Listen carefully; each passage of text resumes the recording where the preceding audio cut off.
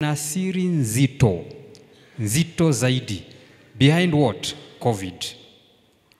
Paris 2015 UN Climate Change Conference. Hapa ndipo historia ya dunia nzima iliweza kufanya nini? Iliweza kugeuka. Mnamo mwaka wa 2015 mwezi wa Disemba tarehe 1 hadi tarehe 7 tulikuwa na kongamano kuu ya marais wote ulimwenguni kule Paris. Na walienda tu kwa lengo moja tu. Lengo ilikuwa ni Climate Change Summit. Hawa ndio viongozi wa ulimwengu ambao waliweza kuhudhuria kongamano ile. Miongoni mwao rais wetu alikuwepo kule. Na alipokuwa kule, tutaona kwenye picha ambazo tutakuwa tukiangazia, aliweza kupatiwa mandate kwamba yeye ndiye atakuwa ambassador wa climate change Afrika nzima. Na tutaweza kuona je, hii vitu ilifanikiwa vipi ama zilikuja kukua vipi tutakapokuwa tukiendelea na picha. Hawa ndio baadhi ya viongozi ambao waliweza kuhudhuria katika kongamano ile, na miongoni ya hao watu ambao waliweza kuhudhuria pale, nataka tuweze kuzingatia sana mtu mmoja ambaye anaitwa Bill Gates. Bill Gates si rais, lakini aliweza kualikwa. Tuna mtu ambaye anaitwa wa Facebook. Yeye si president, lakini alifanya nini? Aliweza kualikwa. Je, walialikwa mbona? Hilo ndilo swali ambalo tunastahili kufanya nini? Tunastahili kujiuliza. Hawa ndio baadhi ya viongozi. Ule ni President Obama pamoja na mwingine wa France. Huyo ni wa France na huyo mwingine ni Bill Gates. Mbona waliweza kualikwa hawa wana biashara wa ulimwengu? Tunastahili kujua, je, mbona waliweza kualikwa? Hawa ndio baadhi ya viongozi, na ilikuwa ni 2015 mwaka wa 2015 mwezi wa Disemba. Hawa ndio baadhi ya viongozi. Bill Gates ndio huyo hapo na hao wengine. Si ushuru ambazo unaona si ushuru za kawaida, na hizi ushuru si ati ni rais ameziweka. Hizi ni ushuru zilipitishwa kitambo sana, na lazima kila mtu atafanya nini? Atahusika kuweza kuzitoa. So ndio kwa sababu Elda ameiweka vizuri, conspiracy theory. Wanaleta kitu mbele yetu tunaona ni kizuri, lakini behind the scene kuna kitu ambacho kinafanya nini? Kinaendelea. Haya, baada ya hiyo yote, mataifa yote ulimwenguni wakaambiwa waanzishe ministry ambayo inaitwa climate change. Hii ya chini, hii ya green ni Government of Pakistan, Ministry of Climate Change and Environmental Coordination. United Arab Emirates, Ministry of Climate Change and Environmental. Yani ni kitu ambacho kinaunganisha ulimwengu mzima. So hakuna nchi ambayo imeachwa hapa. Hakuna ati wewe ni Muislamu, wewe ni Mkristo, wewe sijui ni nani. Sisi wote tumeingia kwa nini moja na tutasonga pamoja. Ukiangalia ya chini ni ya Somalia, Ministry of Environment and Climate Change. Hile ni yetu, Ministry of Environmental, Climate Change and Forestry. Ukiangalia nyingine ni ya Ethiopia, Ministry of Environment, Forest and Climate Change. Ukiangalia ya chini, hii ni Australian Government, Department of Climate Change, Energy and Environment and Water. So wakapitisha mkataba kwamba mataifa yote ulimwenguni wa include ministry katika ministry zao, na ikakuwa budgeted. So ile carbon tax mostly inafund nini? Hii climate change.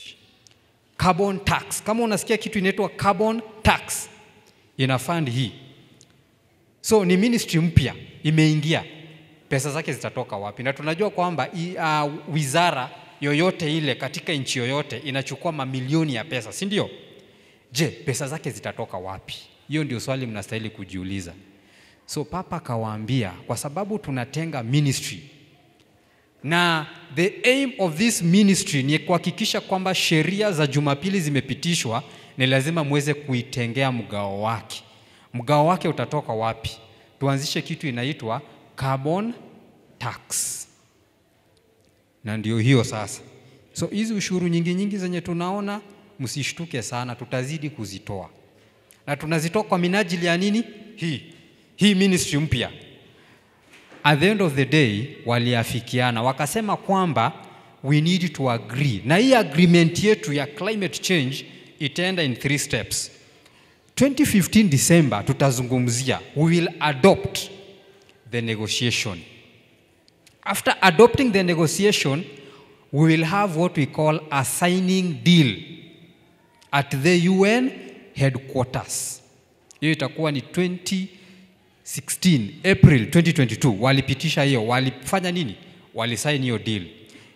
Then wakaiweka wazi kwamba madunia sasa, yani dunia, mataifa waanze kufanya nini? Waanze kujiunga. Lakini tunaarifiwa kwamba si wengi walikubali. Lakini kumbuka ni mswada ambao ulifanya nini? Ulikwisha pitishwa na wakaweka hata sahihi, wakasema kwamba hii ni mkataba ambao umekwisha hakikiwa. Ethnicity of guest discussing Paris Climate Agreement withdrawal.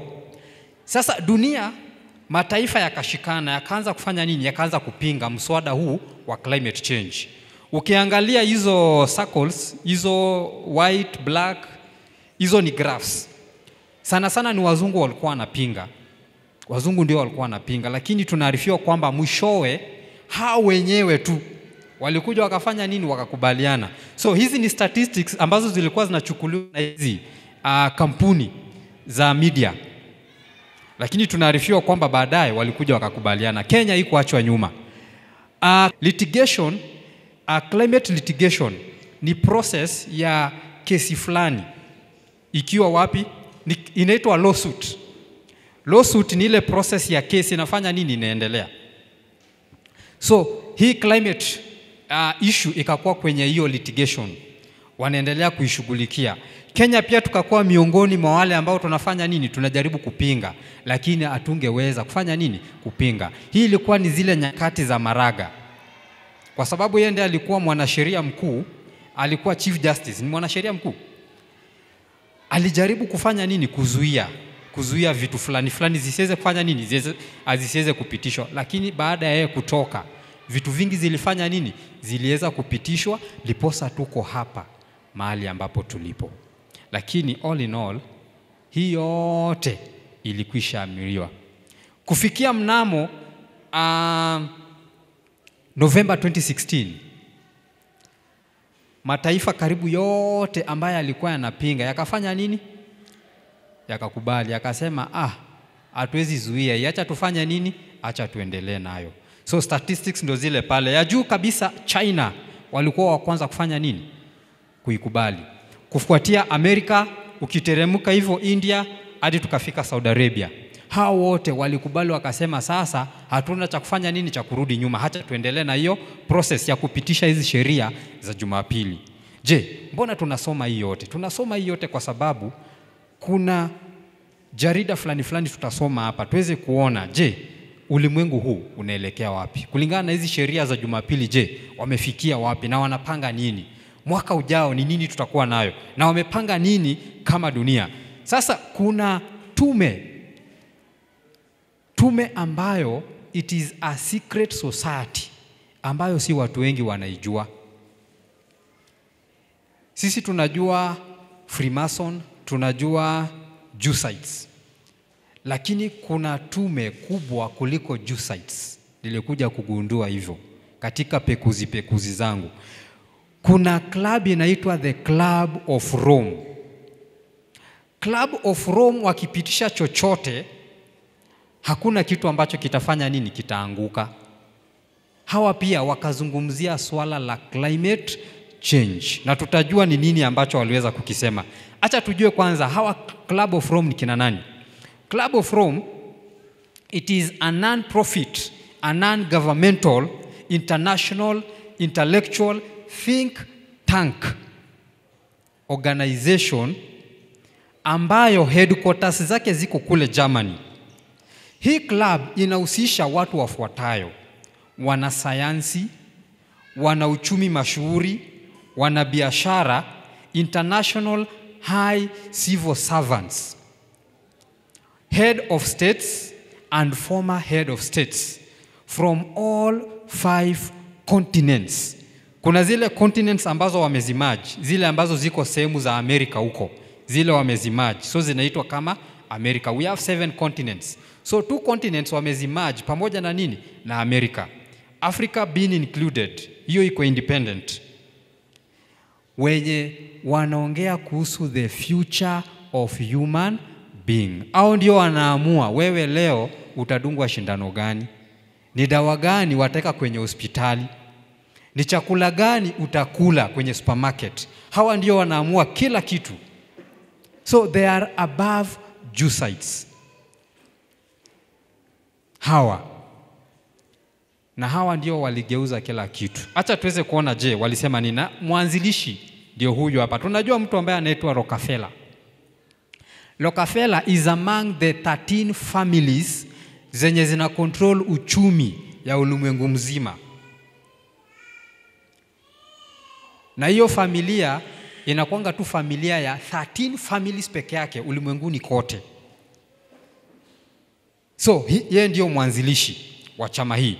Na yeye alisema nini? Hii ni mwaka wa 1994. Alisema nini? All we need, it is the right major crisis and the nation will accept the new world order. New world order bado ndo climate change. Hii bado ndio Sunday law. Yani tu ni majina inabadilika tu. Majina tu ndio inafanya nini? Inabadilika. So sio kitu ilianza juzi. Ni kitu ambayo ilianza kitambo. Acha tuone ni kina nani hawa. Ukiangalia hii picha, hawa anaitwa the Club of Rome. Bill Gates ni mmoja wao, ndio huyu hapa. Wa mwisho hapa. Yeye ni mmoja wao. Then the end point huku mwenye anapokea ujumbe wote ni UN Secretary General. Yeye sasa ndio anaifanya inakuwa public to the world. So council yao ndio hii. This is the hawa ndio wanaamua hii ulimwengu tutaifanyia nini. Hawa anything that we do in this world, hawa ndio wanaamua hata presidents wenye wataongoza katika nchi yenu. Hawa. Na kuna ile mikakati ambayo lazima uweze kuwafikia ili uweze kufanya nini? Kukua miongoni mwa wale ambao watatawala kama ni nchi ama chochote kile. Hawa ndio wanachagua wana diplomasia ambao wanawakilisha UN katika nini? Mataifa yote. Na hawa ndio wanatengeneza agenda, wanapatia wale ambassadors wa UN ndio wanazipeleka katika zile nchi ambazo wako affiliated tu na zile sheria wanafanya nini? Wanazipitisha polepole. Je, walisema nini? Nataka tuweze kusoma quotes za Club of Rome. Hii quote ilitolewa tu juzi baada ya kuzindua climate change 2015. Quote inasema hivi: in searching for a new enemy to unite us, we came up with the idea that pollution, the threat of global warming, water shortage, famine and the like will fit the bill. Bill yao, ile kitu ambao walizungumzia, ile agenda ambao walizungumzia, wakaafikiana hivi wakasema all these dangers are caused by human intervention, and thus the real enemy then is humanity itself. Believe humanity requires a common motivation, namely a common adversary, in order to realize world government, to form world government. It does not matter, it is a common enemy, is real, one or one invented for the purpose. In fact, they were just talking about what? The common enemy enye ina unite ulimwengu mzima. Mwafrika anaongea, mzungu anaongea, kila mtu anaongea ni climate change. That is what? The common enemy enye inasumbua ulimwengu mzima. Mwafrika anazungumza, Muislamu anazungumza, Mkristo anazungumza. Je, agenda yao ni gani? Agenda yao kuu, we need a change. The large event of the solution for the planet. We need a change. Na hawataiweka wazi kwetu. hawa watasema tu kwamba we need a change, and you know the change that we do what we need. Je, hii change ni gani? Climate Emergency Declaration. So hii ndio kitu ambao waliweza kuafikiana, wakasema kwamba we need to come with what we call a climate emergency declaration. Yani in other words, we need to come with what we call Sunday Law Emergency Declaration. Na tutaifanya aje? Tutaifanya tu kwa njia rahisi. We will test the waters. So tutacommit mtu mmoja ambaye anaitwa Bill Gates atutengenezee kitu ambacho kinaitwa kirusi. Unajua mbona walimchagua? Walimchagua kwa sababu wanasema yeye ana control kompyuta zote ulimwengu mzima. Anaweza tengeneza virus na antivirus, acha tummandate. Ndiposa alipatwa ile kibarua. Na tutaona yeye mwenyewe alikuwa anasema nini kuhusu hii maneno yote hii yenyewe tunazungumzia hapa. Hii ni definition ya conspiracy. Maybe tusome kulingana na Elda venye alituambia. Inasema hivi: they believe that events are secretly manipulated behind the scene by powerful force with negative intention. So Bill Gates alitumia kitu inaitwa conspiracy. Conspiracy theory inakuja hivi. Waliprove ni Bill Gates mwenye alitengeneza hiki kirusi kwa sababu 1.5 billion platforms za mtandaoni walizungumzia hii kitu. Na Bill Gates mwenyewe akahakiki kwamba, akasema kwamba kuna a pandemic that is coming, and this pandemic that is coming is going to kill more than 10 million people. Na hiyo ndio ilikuwa target yao. Na mkataba ulikuwa ni ikianza 2019 ilikuwa ishe after 3 years, ilikuwa ni 2023 May. Na hiyo ndio wakati dunia under the UN Secretary General alisimama akasema kwamba the world is corona free. Ilikuwa ichukue miaka 3. Na bado another deadly disease is coming 2025. Si ndio? Tunajua hiyo? Si tunajua? Disease X inakuja. Bill Gates mwenyewe pia ameambia watu kwamba we prepare. Kwa sababu sasa hii it's targeting 50 million people all over the world. Tutajua tu, tutaona. Msemaji wa Pope alisema nini? Statements enye Pope enye mwenyewe alisema kuhusu that pandemic enye inakuja. Tutaona tu.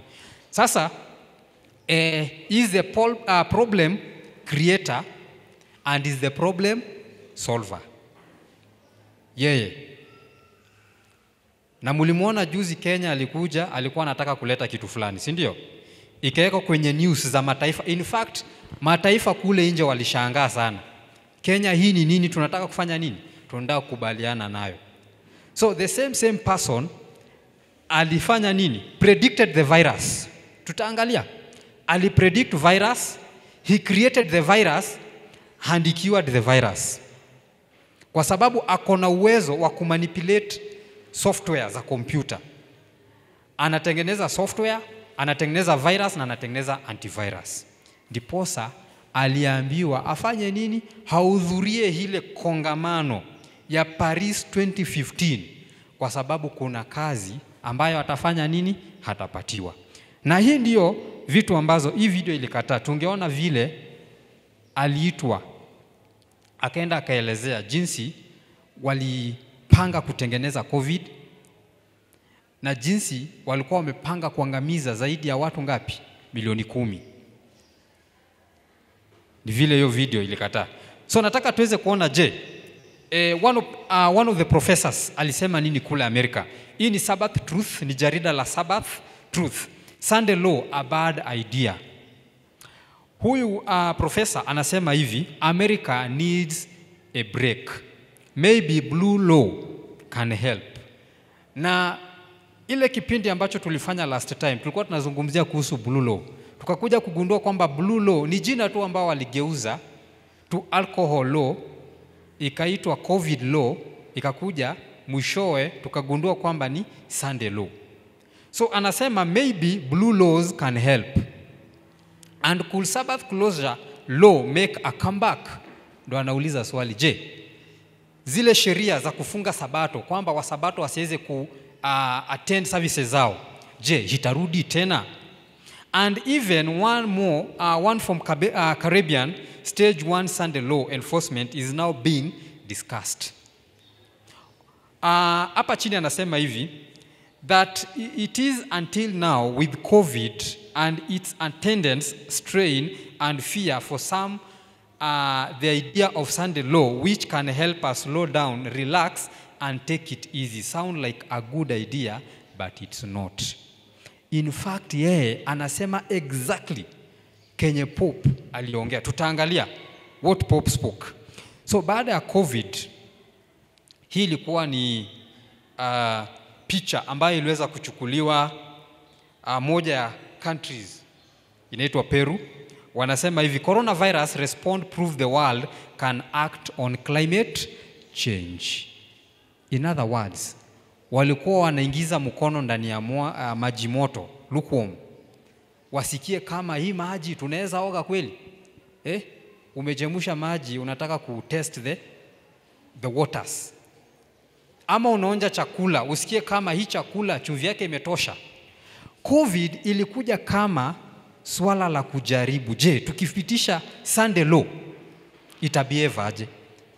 Na hakika wakaona ni ukweli. Kama COVID imefanya hii yote, tukipitisha Sunday law itakuwa rahisi. Tukileta curfews, tukileta sijui nini, watu watafanya nini? Wataobey. So hii inasema COVID virus respond prove the world can act on what? On climate change. Yani ina prove kwamba hata tukileta sheria za Jumapili zitafanya kazi. Watu wataziti vile tulitiza nini za corona. Hakuna mtu alikuwa anaambiwa nawe mkono, ilikuwa tu automatic, si ndio? Hakuna mtu aliambiwa avae mask akiingia kwa ofisi yoyote, it was automatic. Keeping distance ilikuwa ni automatic. Wakipitisha pia sheria za Jumapili, wakiambia msabato kwamba hakuna kuabudu siku ya Jumamosi, tutafanya nini? We will just obey. Je, hii ilikuwa ni Republic of Rwanda, wakajaribu pale wakafanya nini yao pia, wakarealize response kule ilikuwa sawa. Kwa sababu wakifunga kanisa, unajua hii sheria itakuwa rahisi. Yani mtu yoyote asifanye kazi siku ya Jumapili. Just as simple as that. Yani wakitembea huku nje wanapata barabara ziko clear. Kama vile wakati ya COVID. Hii ni one of the towns, one of the parks ya kule Rwanda. Waliassess huko pia wakaona kumbe inaweza fanya kazi. Sasa nataka tuweze kuona, je, baada ya COVID Papa alifanya nini ama alisema nini? Inasema hivi, hii ni Liberty Magazine, nini ya Amerika? Liberty Magazine, September/October 2022, inasema hivi, Pope Francis was impressed by the change of the atmosphere during the COVID-19 shutdown, writing in his September 1st, 2020 World Day of Prayer for the Care of Creation proclamation. In his wisdom, God set aside the Sabbath so that the land and the inhabitant could rest and be renewed. These days, however, our way of life is pushing the planet beyond its limit. Yani tukifanya kazi siku ya Jumapili inamuumiza sana. Afurahi, inamuumiza zaidi. Chini pale anasema kwamba already we can see how the earth can recover. Ni ile wakati ya COVID, anapotembea, anapoangalia video, anaangalia dunia, anaona kwamba vitu zimefungwa, hakuna watu. Anasema kwamba indeed this one, it can make the world to do what? To recover. Then anamalizia akisema, if we allow it to rest. Hii rest, si ati dunia irest, sisi zote tupumzike siku ya nini? Siku ya Jumapili. So we need to take statements of these leaders very serious. Hakuna statement yenye inatoka kwa mdomo yao ambayo ni ya bure. Kila statement iko na uzito fulani. Huyu wa chini, huyu ni reverend wake. Anasema legacy of compulsion. Compulsion ni compulsory. Legacy ni sheria. Yani we must make it a legal. Hii itakuwa ni lazima. Anasema hivi, the issue of Sabbath legislation was a focus of the first issue of Liberty, published in 1906. Si sasa hivi. Hii ni masuala walianza kuzungumzia nyakati zile. At that time, Reverend Bosco Robin was quoted as saying, in the Christian Decalogue, the first day was made the Sabbath by divine appointment, but there is a class of people,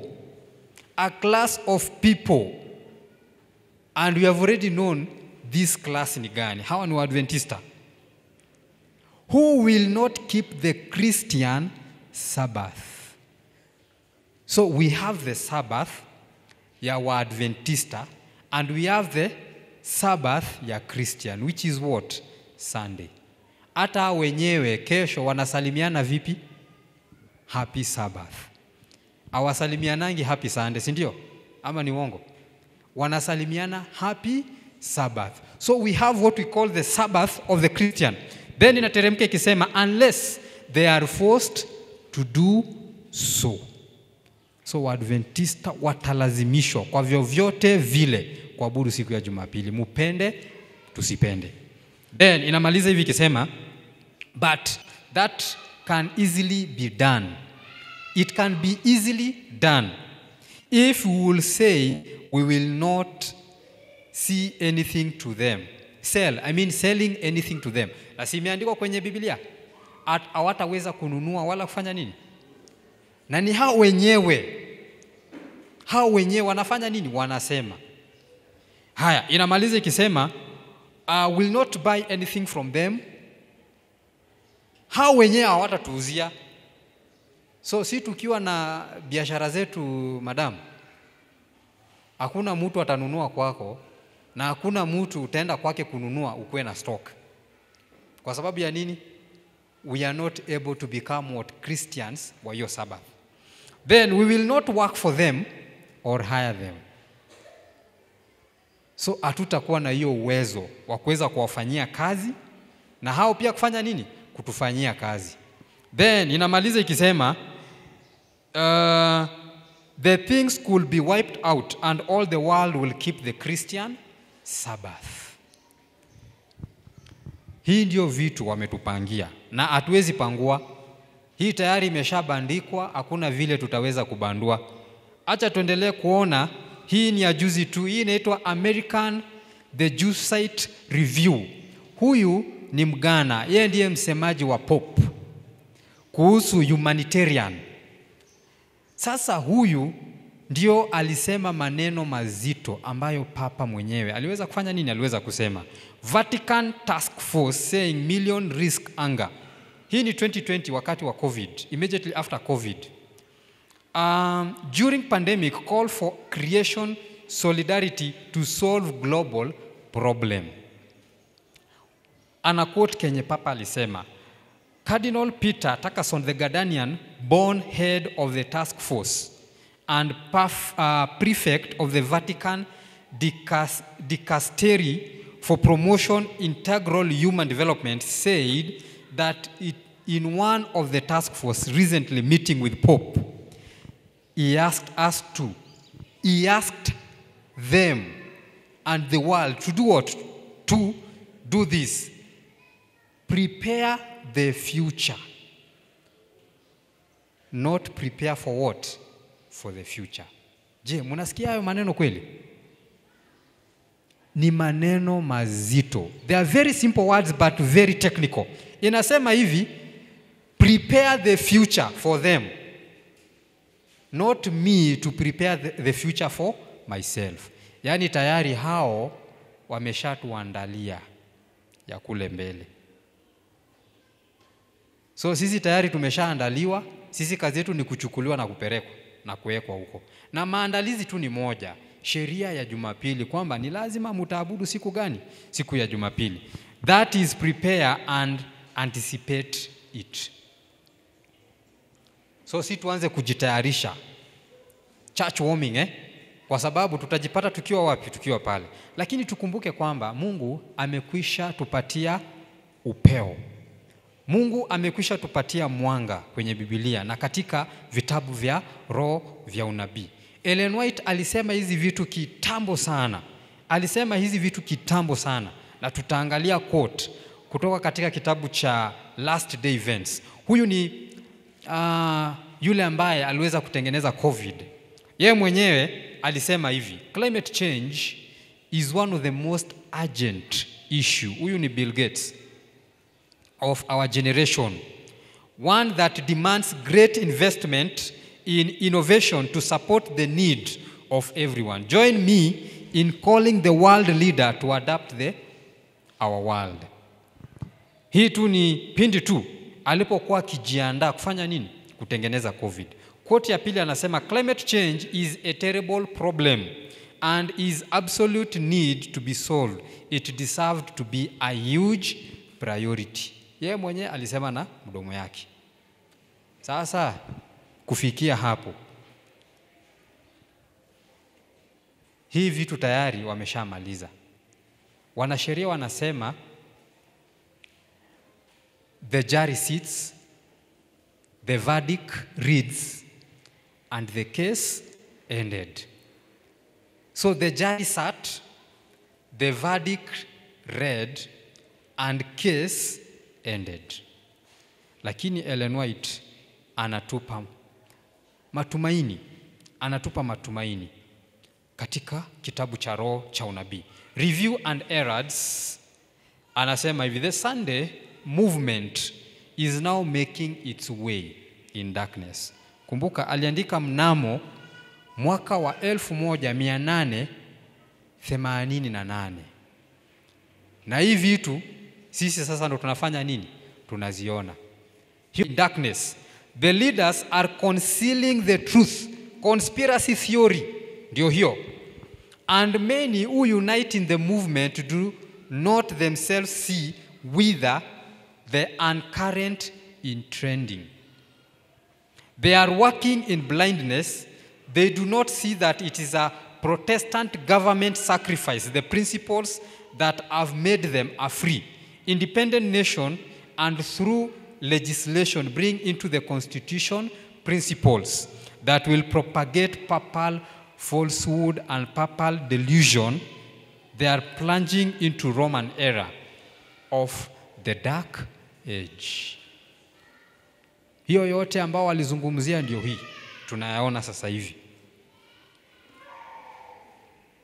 Kitabu iliandikwa 2015 na iliandikwa kabla ya summit ya December 2015 kufanyika.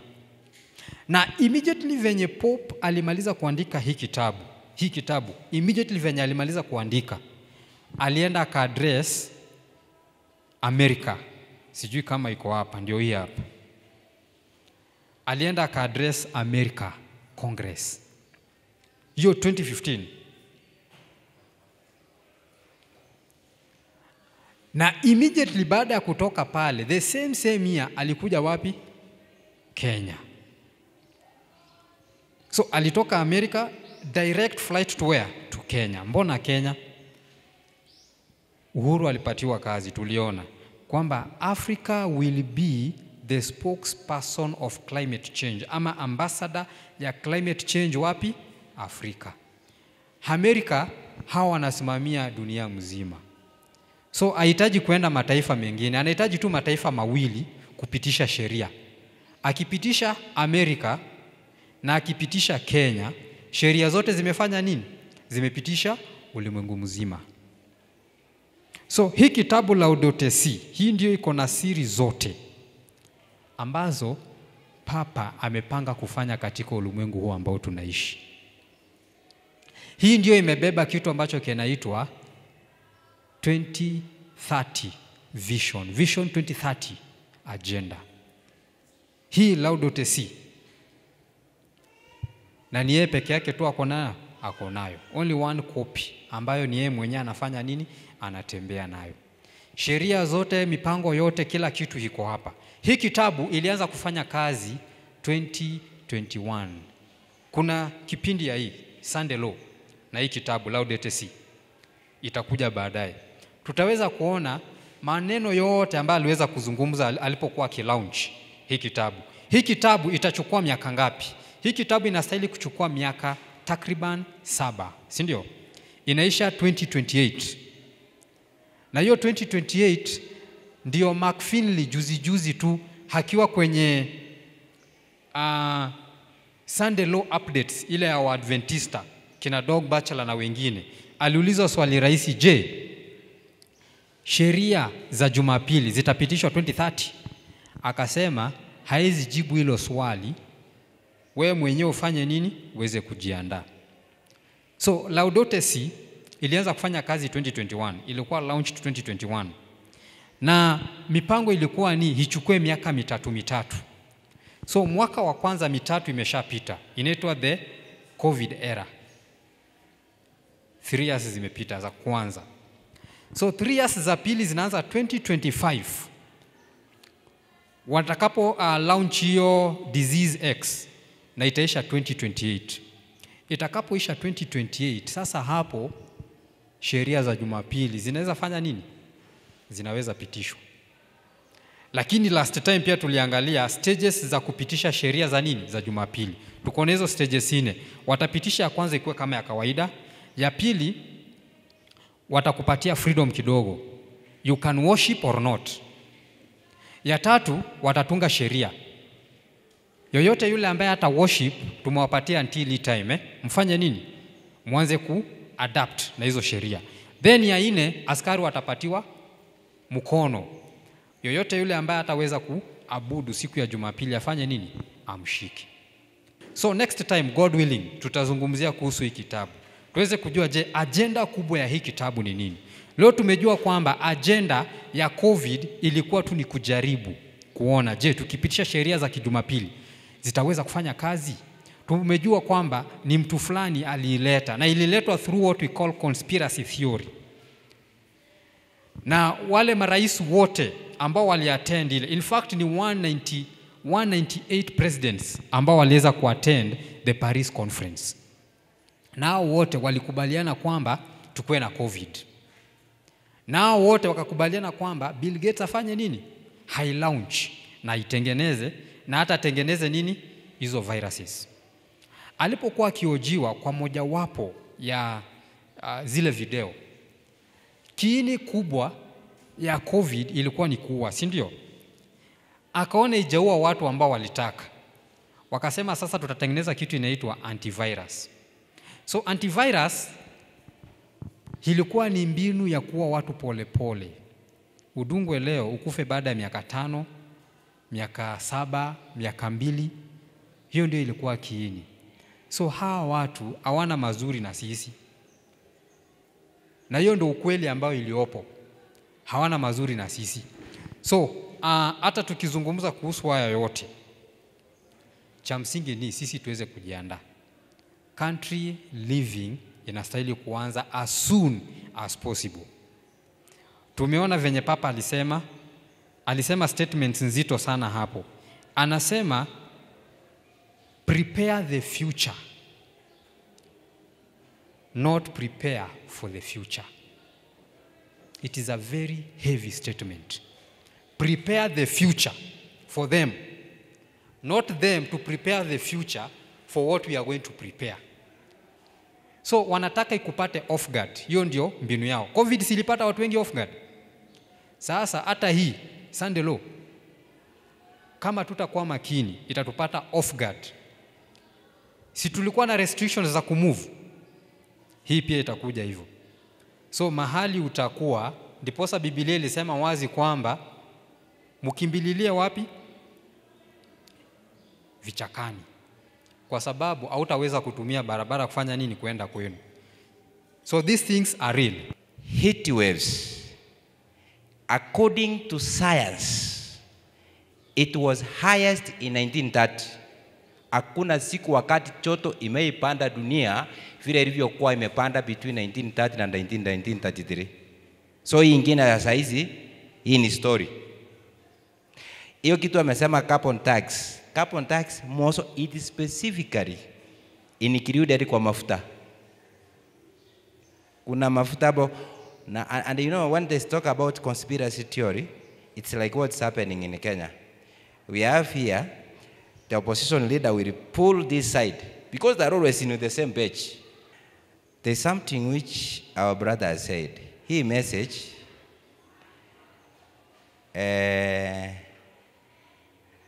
don't expect our pastors to preach it.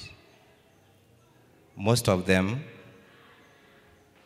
they have gone hiding.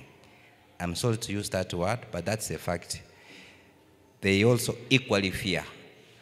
That's why Mama White said, the gospel, the final last message, will be proclaimed by people who will be seated on the pews. Ama the lay men who will finish this gospel. And the truth is, when we speak within here, we don't go to speak uko nje vile wanasema, but we need to know this truth for Seventh-day Adventists to prepare. Hata ingawa utaelezea uko nje, utajua ni nini kinachotendeka. Something happened this year. It is true about COVID. We said about it when it began, and we will say it. Recently, kuna mama anaitwa Rose Evans, for those who come from Momo wanamjua. Alisema kwamba tunasikia corona inakuja, akakimbia kudungwa. Tunasema aje? Hii mnasema booster. Akakimbia kudungwa booster. After 3 weeks, he's already buried. It is killing people. People think hii kitu unajua watu waliambiwa wanafikiria ni aje. There are people wenye walidungwa whose bodies are no more functioning in the same way. Today, as I'm speaking from here at the pulpit, let me say it the truth. The number of people who are becoming diabetic currently, it has gone up. It is very high, by the way. After COVID, are you aware of that? It has gone very high. The number of cancer cases, prostate cancer, wale watu mulikuwa mnafikiria ni 70 years. Today we are diagnosing 30s, 40s people with prostate cancer. And maybe some of us we are seated here, we have it and we don't know. Maybe you have not gone to test for it. Time has come for us to prepare. No wonder what happens around you. No wonder what wars you are just facing. No, God wants you to be ready. And to be ready is not for people to prepare for your future. You know, this thing people just tend to neglect. Wacha nirudie kwa Kiswahili. Kuna kitu wanaita disease X. Ela ameongelea tu kidogo lakini akaacha tu. Kuna kitu kinaitwa disease X. Hiyo Bill Gates alizungumzia wapi? Akiwa India, si ndio? He said it when he was in India. Bill Gates alizungumzia akiwa Philippines. Bill Gates amezungumzia akiwa USA. And it is true. It is coming. And when it comes, they will put some measures by which will plunge everybody into greater darkness. And when the National Sunday Law comes, it will strike and everybody will go. But what's the final thing which I want to say? It does not matter whether they are coming or not. For those wale wa Mungu, wamefanya nini? Wajiandae. Kitu tunastahili kuwa sahihi ni imani ya kipekee, uhusiano na Mungu wako, sio uhusiano na jirani yako. Usiangalie ni nini jirani yako anayosema, ni nini anayoongea kuhusu juu ya maisha yako. Fanya uhusiano na Mungu wako uwe wa kipekee. Na wakati unasikia kwamba haya mambo yanakuja, inakuwa sherehe katika maisha yako kwa sababu we are approaching home, and home is more nearer than when we first believed. That is very true. Usijali, sio kitu ya kuogopa, sio kitu ya kuogofya eti mambo inakuja ama itafanya nini. Ni kuangalia imani yako na uhusiano wako na Mungu wako uko katika level gani katika maisha yako. Haya mengine yote haya tumeelezea hapa yatapita na yatafanya nini? Yatapita. That's why we read in the lesson this morning, the last statement on the day of Thursday. Ilisema hivi, as history was being fulfilled, we should have that faith that history will be fulfilled exactly as God has said. There is nothing yenye itakosa kufanya nini? Itakosa kutimia. Unabii unatimia jinsi ulivyo. We will be learning more as time goes by. When sin increased, God destroyed man and the environment by water. Tangu mvua ianze kunyesha, the environment is not the same that God created. When you look at the soil, the composition of the soil imebadilika completely because the nutrients zimeoshwa zimeenda to the ocean. Tumetumia chemicals ambazo zimeoshwa zimeingia zime affect the marine, and even the vegetation can no longer grow. It has affected the ozone layer, and because of that, wakati tunaposema about global warming, kuna ukweli iko in global warming. Hata ukilala usiku, currently Nairobi is very hot. It reaches some point, unapolala you are forced kusukuma blanketi kando, kile kitu unajifunika for some time, ndio tena ufanya nini. Those are changes which you cannot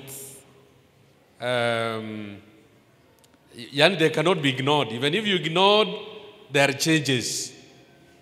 Lakini wale ambao wako viongozi wetu wako mbele, they take advantage of these situations to introduce secret ideas to fulfill their desires. Huyu mtu umeweka huko anaitwa Bill Gates, mwenye ataona idea yenye huko yao na he will translate it, he will make money. When it comes to corona, he was the ones mwenye alikuwa na supply these drugs ambao tulifanya nini? Tulidungwa nazo. And we know very well, yeye hana nini? Somo lolote linaohusiana na sayansi ya madawa. Wanatudanganya they were distributing those drugs here, ambazo ziko zingine zime-expire, na wanatuharakisha. Wanasema hatuwezi kuingia kwa mkutano kama hatuja adungwa, na wakatudunga. Hatukuwa tunapenda kufanya nini? Kudungwa. Tukienda kwa railway station hapo, unataka kuenda Mombasa, ukifika huko unaambiwa wanacheki hiyo kitu. We were forced. So when wakati unaposikia even this element inakuja that you will neither buy nor do what? Sell. Unajua watu wanaona kuwa ni kitu ngumu sana. But the reality ni kuwa the processes ambazo zinatumika, you will find yourself umefanya nini? Or you have agreed. It is important for us that we get to understand the basics, to understand that watu wanaotutawala wote, they are controlled from elsewhere. Au watu ambao mnaopigania, nashangaa sana wakati inapofika wakati wa elections, unapata watu fulani kuna misimamo fulani, hata ukijaribu kuongea na wao saa hizo uone kama mnaendanga hata kanisa moja. Yaani wako na msimamo ukiwaangalia tu hivi, unasikia mimi saa 4 sisi tumemaliza hiyo kitu. Wako na mlengo.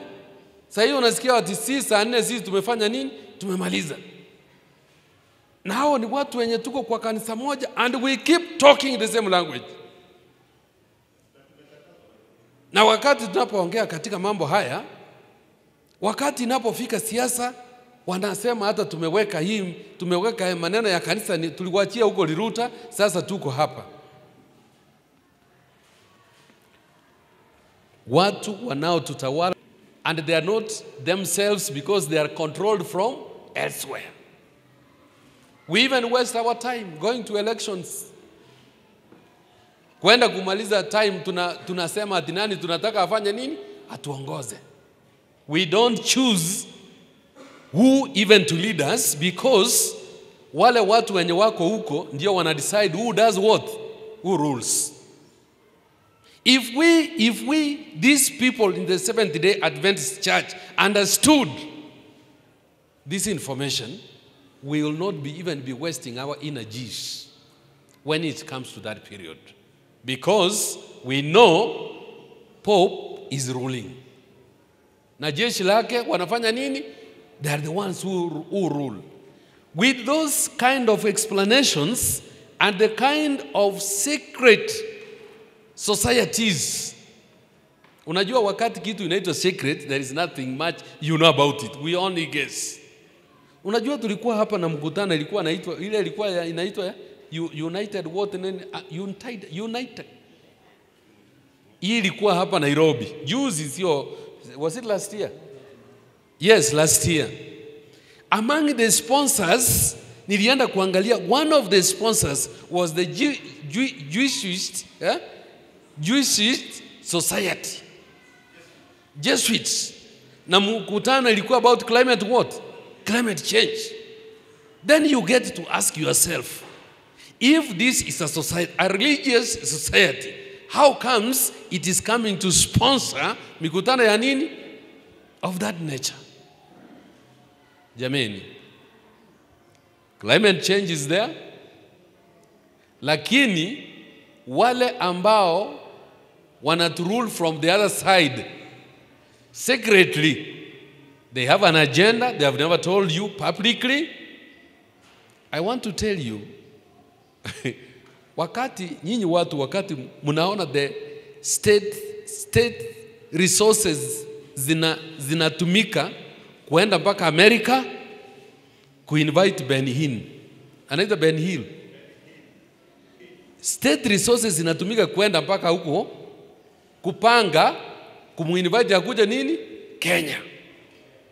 Alafu unamwona in Kenya is treated as a state what? State guests. And then you look at the whole setup, unajiuliza ile ilikuwa mkutano ya kanisa? Ile mkutano ilikuwa ya kanisa?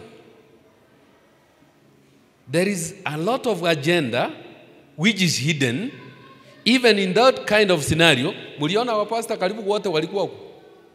Yaani hii mapasta wote mnajuanga. Si walikuweko? Hata ule mwenye hakuja huko labda alipatiwa warning akaambiwa next time uchunge sana utafanya nini? You will not survive. If those kind of a conglomeration of such unity is being displayed in that magnitude, suppose something is being said. Kuna statement moja tu ulisema tu except kuna watu moja hawataki kufanya nini? Kutoabide. How will you resist it? How will your faith now be demonstrated when such an eventuality arrives? These are events which a keen student of prophecy should be able to study and know the signs of the time. Otherwise, if we fail to read these signs, Yesu atazaliwa in Bethlehem na hata wachungaji hawakufanya kuwa Yesu amefanya nini? Amezaliwa.